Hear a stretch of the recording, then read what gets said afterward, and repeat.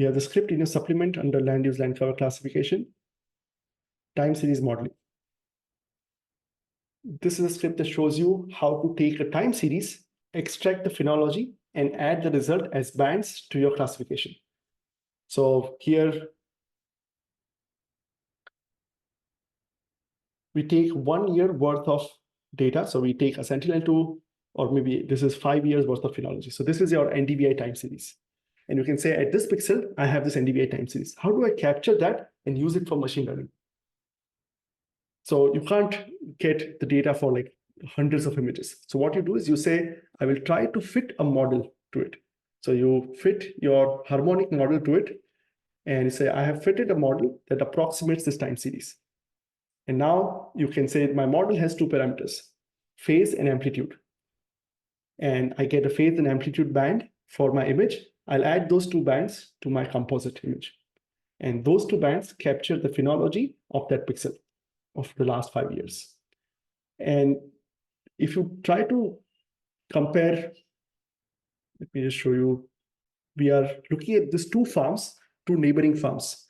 They have a completely different phenology.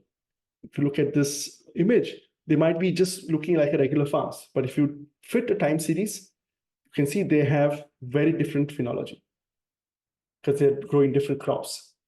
So now, if you want to do crop classification, you say they both look green, but as soon as you add the phase and amplitude bands to your image, your classifier will say, oh, they have different values in those bands. I can learn from that. And you can see here, each color, we're just displaying phase and amplitude here. So each color represents a different crop that's growing here because they have a different phase and amplitude. So you take this, at the end, you see the code for this, where you have the phase and amplitude band. Take these 2 images, add it to your composite, along with everything else. So you can still add elevation and slope and other things that you want. These 2 bands will capture all your crop phenology. And then you can learn from that. So this is very powerful. Any kind of crop classification, vegetation classification, this will give you really good result. I worked on a project where we're trying to classify 7 different kinds of vegetation. All of them, if you just take the median value, they're all green. But then they have green at different times. They have different phenology. So just by adding this harmonic bands to your composite will help the classifier separate them out. There's a question on the different colors, but how do we know which crop? Well, we don't know which crop. This is more like your clustering. We know that they are different. Every color is the same, but we don't know what is what.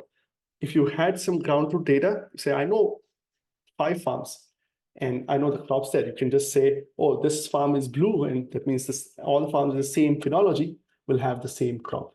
So you can kind of take this and enhance this by labeling using some ground truth data. Yeah, so here, again, this one is over multiple years, but you define number of cycles per year. So this is the region where there are 2 crop cycles. That's why we say 2. So this is actually doing the dual crop cycle. If you have 3 cycles, do 3. If you have a single cycle, do 1 here. And you can see here, this is 2019 Jan, 2020 Jan. So in 1 year, you have 2 cycles. You can see the 2 peaks. What is this representing? The composite we have is 1 year. This one is multiple years. So the composite is a median of 1 year.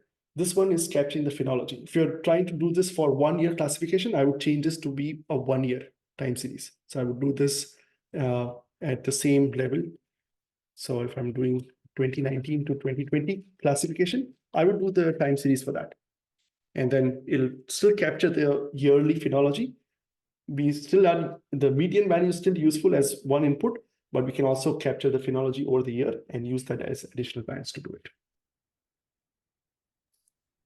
Question is, when do we apply all the steps? So these are called feature engineering. So you're trying to determine which features will you use for building your model.